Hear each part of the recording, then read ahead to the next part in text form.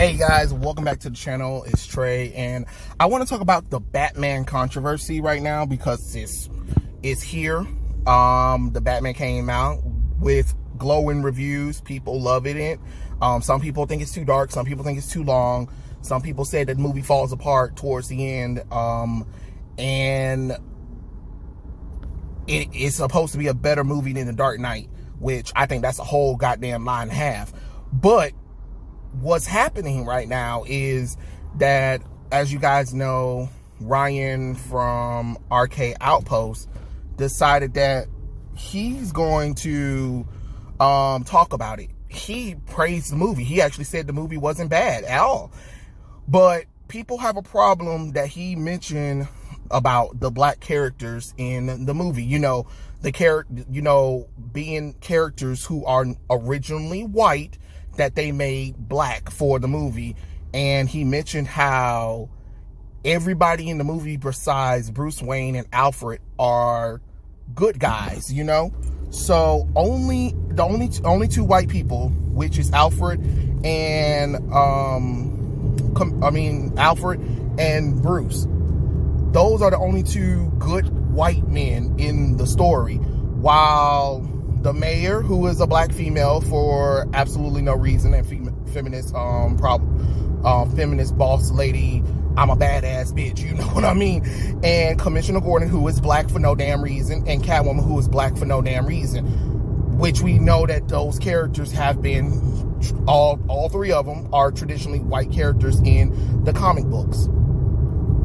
Which I'm not saying that you can't have a black mayor, but what Ryan was saying was how squeaky clean all three of those black characters are. Because since they are taking predominantly white roles, and those characters are predominantly white in the comic books mostly, of course it's something noticeable when you see like, oh, so there's no other good white allies in the movie. I don't know. I haven't seen it.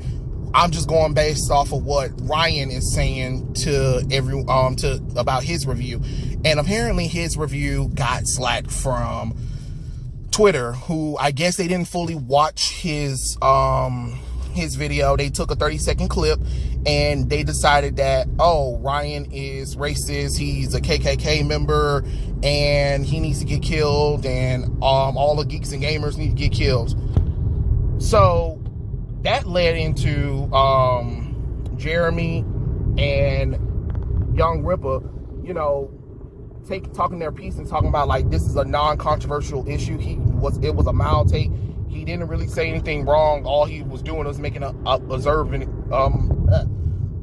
observation of a movie that he went to go watch, where you do have a movie where all of the evil people are apparently white and all of the moral people are the race swapped characters, especially when you have that line from Selena Kyle, who is an original white character, but you have a black woman saying white privilege. And that's first off, before I even get all into the thing, that is one of my problems with a lot of shows, is when they race swap a character to white to black, or white to another race, then they have a storyline or have them say a line where it be like white privilege, or you just don't understand the racism, or it's hard being whatever race I am other than white. And it's just like, well, bitch, you was never originally that damn race. You was originally white.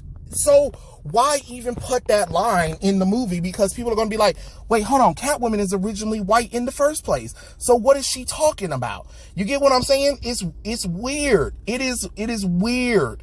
And Ryan made the observation about that, and apparently it blew up, and it became such a controversy that people are like taking sides with what he's saying or whatever.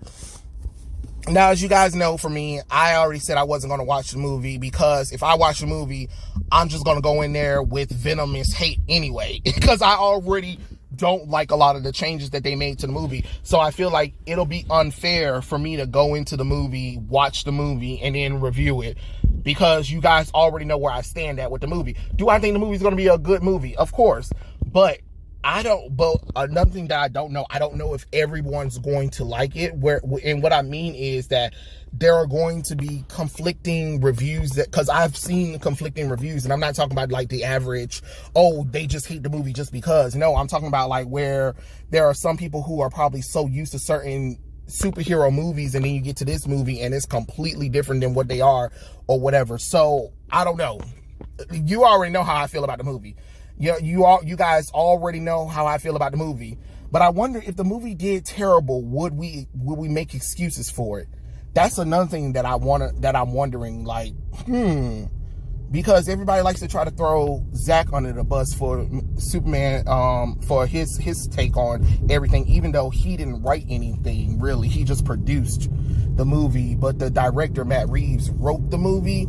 So I was just wondering, like, wouldn't that be interesting if the movie did do terrible? Would you have blamed Matt Reeves, or would you be like, oh no, it's WB, because we all know that that Matt Reeves can do good movies or something like that? I just kind of find it funny. That's all.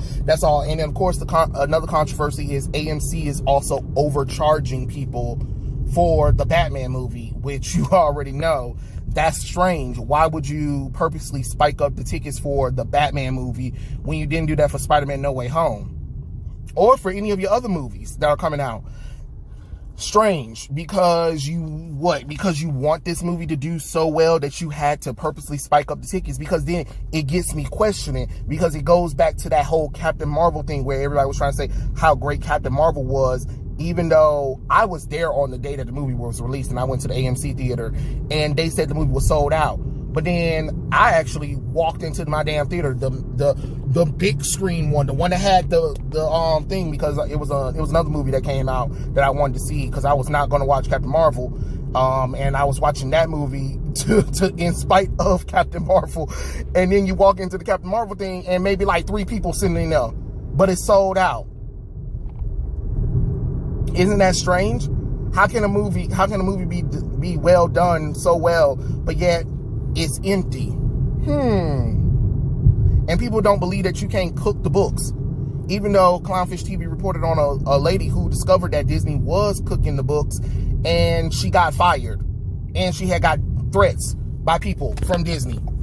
But she's just talking. That doesn't happen. That's not real, apparently. Apparently it's not real to cook a book, even though how many companies have been charged in cooking books before, like as if this is something brand new all of a sudden. So I just kind of wondered, could WB be cooking the books for the Batman movie because it's most likely not going to be released in China and Russia?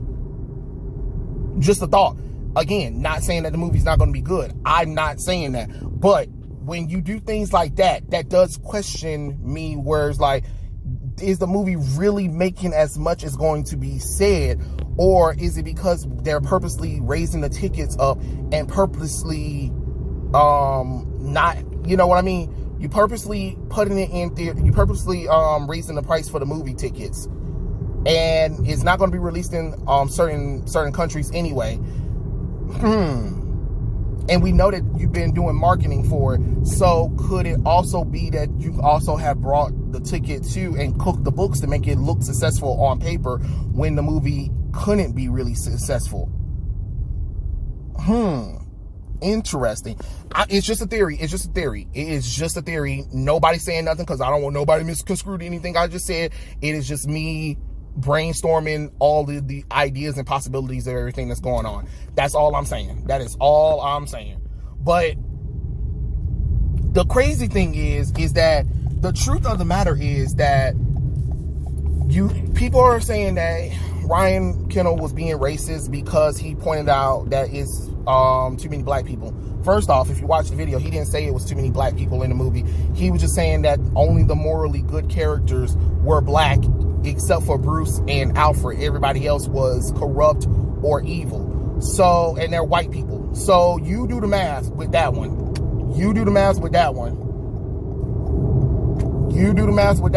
And say that, does he really say that, oh, it's because the characters, it's because it's too many black people in there? Y'all do realize these characters were race swapped. And another thing, comics is a visual media. I need y'all to understand that You know what Spider-Man looked like. You know what Catwoman looked like. You know what Batman looked like. You know what Commissioner Gordon looked like. You've seen these characters for 80 damn years. A lot of you people seen these characters for a long time. Stop excusing or getting mad that people are calling out like, wait, hold on, why the character's black? Well, race doesn't really matter to the character or whatever, except for when it's a black character, or Asian character, Latino character, or Native American character. You see how your hypocrisy is on your sleeve? Because if, like I said, like I keep telling people, if you can't accept Storm being white or Chinese or Latino, then you can't accept Commissioner Gordon being black. I don't care how great the actor is. I really don't. Because you do it out of laziness, you do it out of spitefulness, because everybody knows that Hollywood has a quota they have to meet. Every movie has to be diverse. Every movie has to have some kind of LGBT character in there. So you want to tell me that they're doing it because they really care? No, they're doing it because they have to meet a quota. They release movies. They release a thing for the Oscars and the Academy Awards and all the rewards in Hollywood of how you can get nominated for a movie. And the thing is, you have to have a certain number of diverse characters, women, LGBT, diverse in your movie in order to be acknowledged for anything. That's why half the damn movie, the characters are damn different races. Are black, because they had to meet a quota.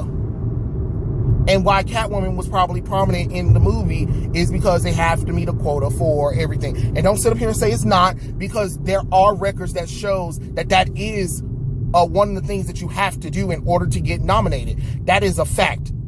That is definitely a fact. So it is what it is. But to come out of nowhere, oh my Jesus Christ, holy crap, that car got beat up. Jesus Lord. Dang, it looked like that darn white lady bashed that old lady green car. Holy Jesus. I'm surprised she's doing fine. She's just sitting there looking mad. She's looking like Eartha Kitt. Not in a bad way, but you guys know the Eartha Kitt look, right? That's what the old black lady is looking like. Her front and her in the left side where she's sitting on is totally destroyed, and she's just sitting there with the Eartha Kitt look. But anyway, I'm just saying, I just kind of find it crazy. Like, we're really getting upset because he went to the movies. He noticed something that some people aren't noticing. That some people choose to ignore. And now it's racist to notice that kind of stuff. And now he's being attacked. And then Eric July and Jeremy are being attacked for, saying things, or I guess, quote unquote, defending Brian, which they really didn't defend him. They just made a thing talking about it's non-controversial and it's kind of dumb to make a big deal out of what he was saying. He said what he said. Cool, great. That's great. So why are we upset that he said what he said? And now it's racist.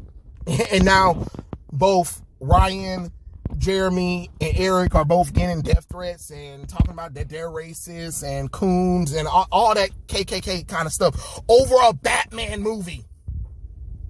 And I already told you, I said it was going to be some BS with this Batman movie. And here we go. You can't do nothing anymore here. But I don't know. I'm just kind of like blown away that this is the first thing that we would have. I would think the more controversial will be like, how the movie falls apart in the second act. In the second and third act, I believe. That's what I was hearing people saying a lot, was how it's a good movie to a certain point, and then halfway through the movie, it falls apart towards the end. That's what I probably would have wanted to hear more than, Geeks and Gamer, Eric July, and them, they're racist because they noticed that the black people were too good and the white people were corrupt and evil in the movie. You know what I mean? But it is what it is. Did you guys watch the Batman movie? If you did, tell me what you guys think in the comments below, and I'll catch you guys later. Peace out.